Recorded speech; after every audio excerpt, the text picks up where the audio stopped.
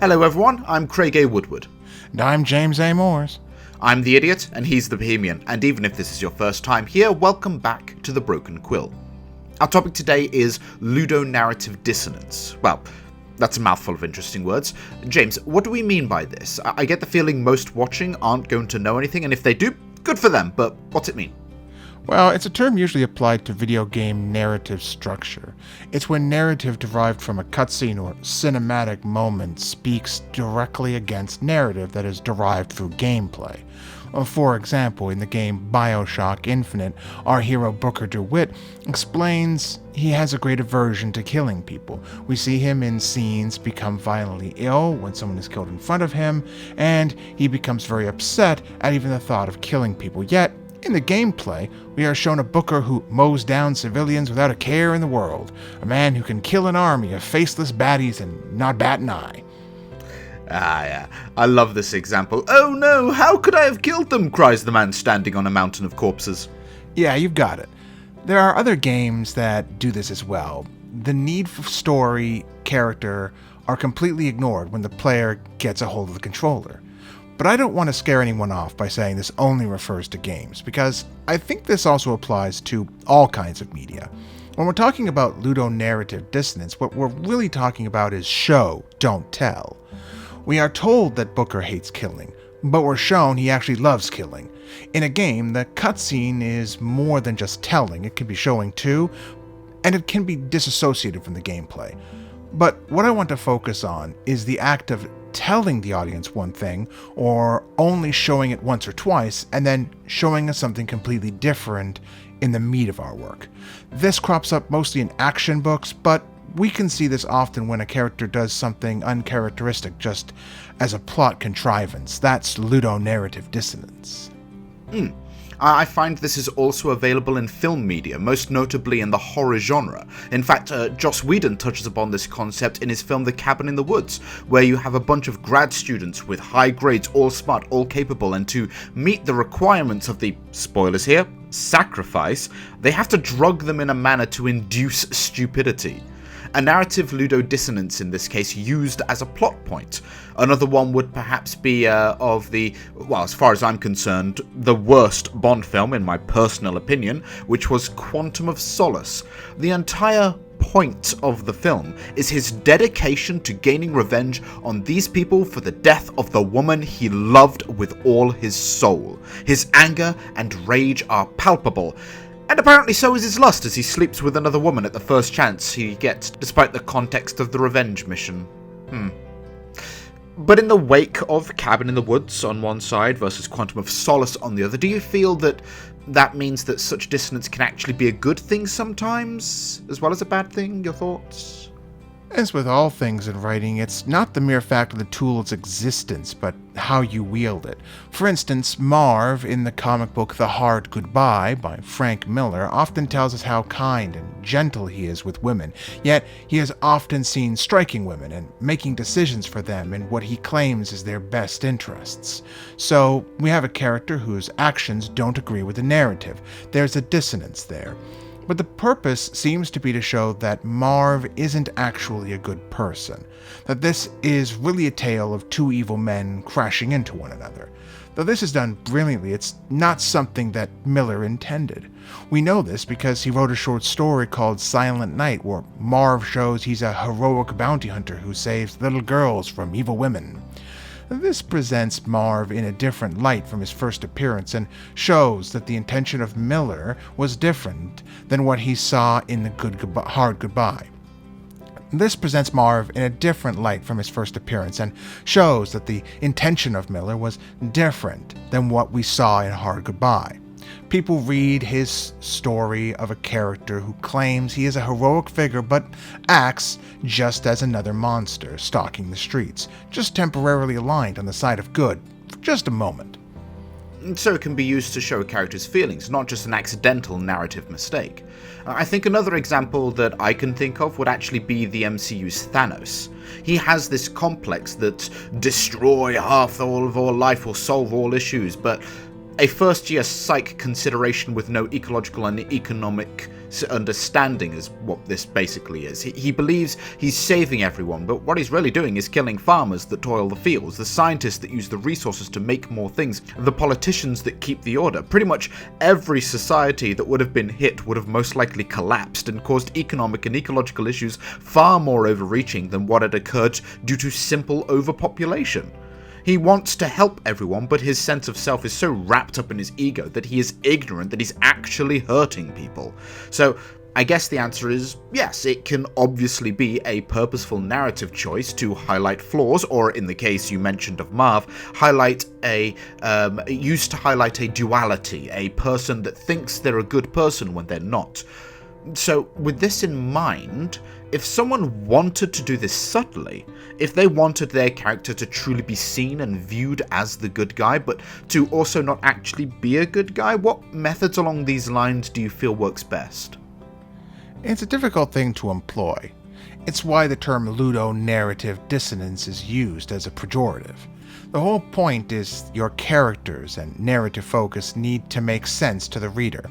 In the case of Sin City, the readers make perfect sense of what was going on. It was Miller who disagreed.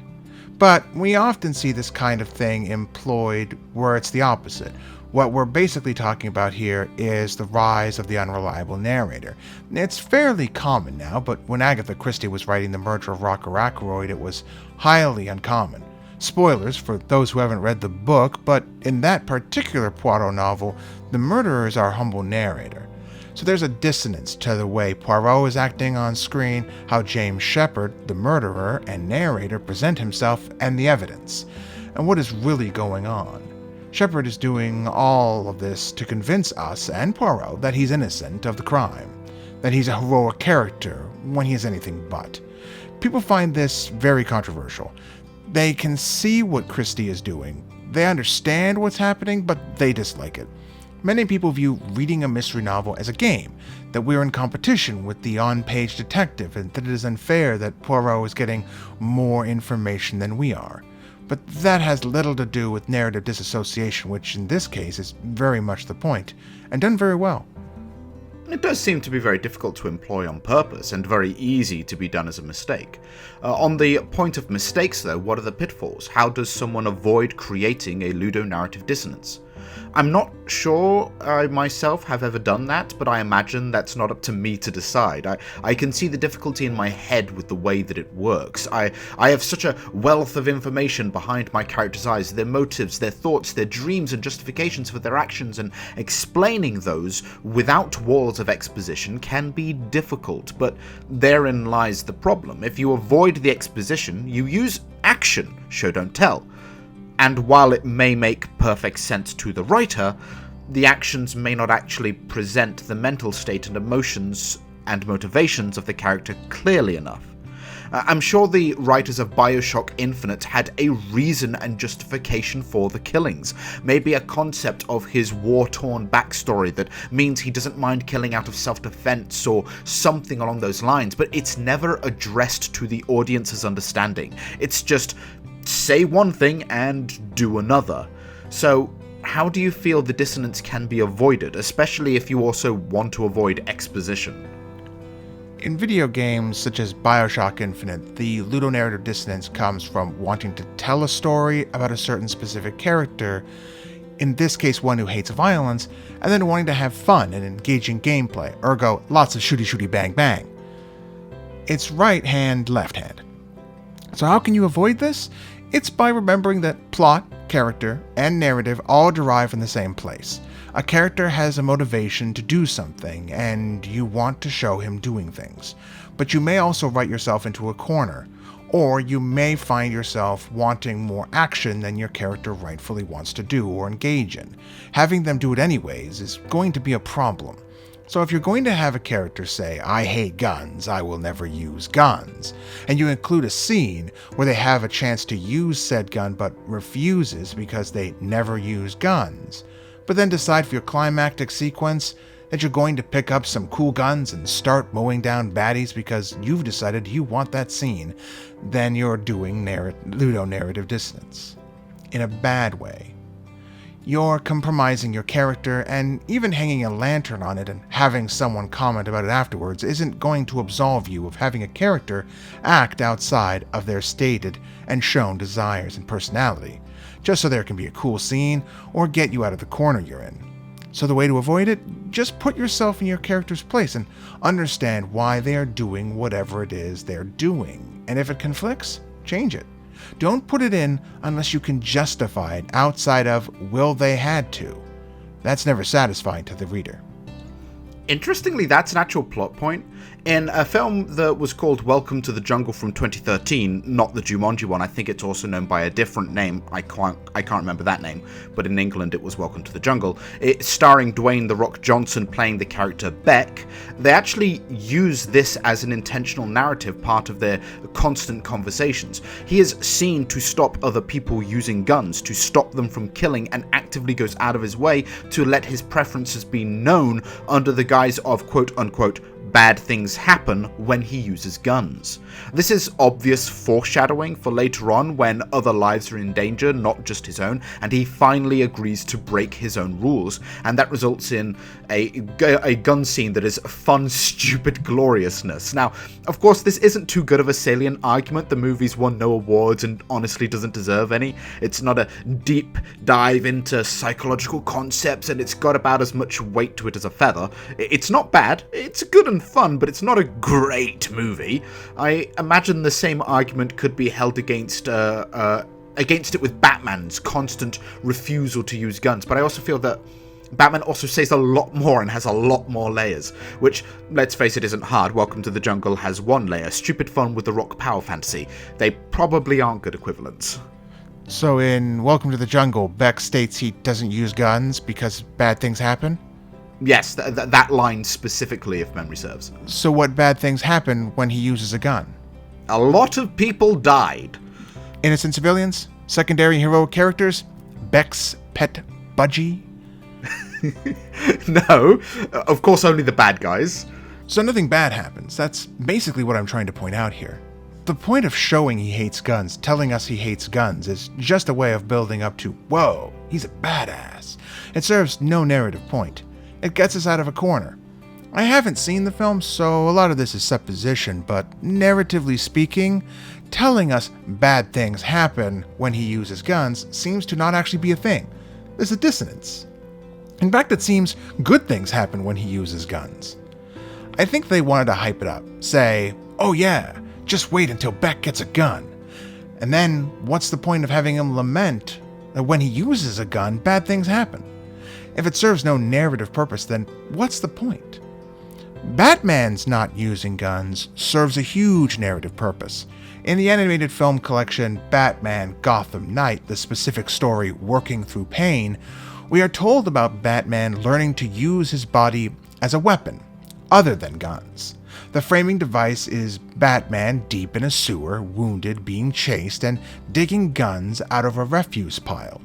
As he pulls them out, we see how his decisions to not use guns burdens him. When Alfred arrives to rescue him, he holds down his hand and implores Batman to take it. Batman looks down at the weapons in his hands, and then back up to Alfred, only to say, I can't. The guns weigh him down. His refusal to use them weighs him down. So the point that he doesn't use guns adds weight to a character because he doesn't decide, oh yeah, I'll just pick up a gun for a cool action sequence. If Batman did, it might be cool. We might love that, and that's why DC created parallel universes where Batman does use guns, because they want to show how cool that would be. But having Batman use a gun, even wielding a gun just for coolness factor, something of who he is as a character is lost. If Beck tells us that he doesn't use guns, and then uses guns, and nothing bad happens, then the dissonance is not in the specific use of guns, but in the fact nobody gets hurt. Only the villains get hurt, so what is the point of telling us bad things will happen if nothing bad happens? I suppose that's true. I don't know, the film still didn't suck, but maybe I should pay attention to my own writing because I get the feeling I might fall victim to this. It seems pretty easy to. Sometimes we can forget who our characters are. We can rush through a cool scene because it speaks to us. It will speak to your readers, and you really want it in there. But it could break your story. Just keep an eye on what you're doing. Go back and read what you've written already, and think, does this make sense with my character? And if not, you'll have to find a reason for it, or a way of justifying it. In the case of Beck, it would have solved the dissonance if he had killed his allies as well. If he was the last man standing, both good and bad characters dead because he touched a gun, it would have made his reflection that bad things happen ring all the more true. I think it probably would have made the film deeper too, instead of just another comedy romp through the jungle, but that probably isn't what they were going for. It's still interesting to think about, and if you all thought so too, then leave a comment down below for us, like, subscribe, hit the bell. I'm Craig A. Woodward. And I'm James A. Moores. And we hope to see you next time on The Broken Quill.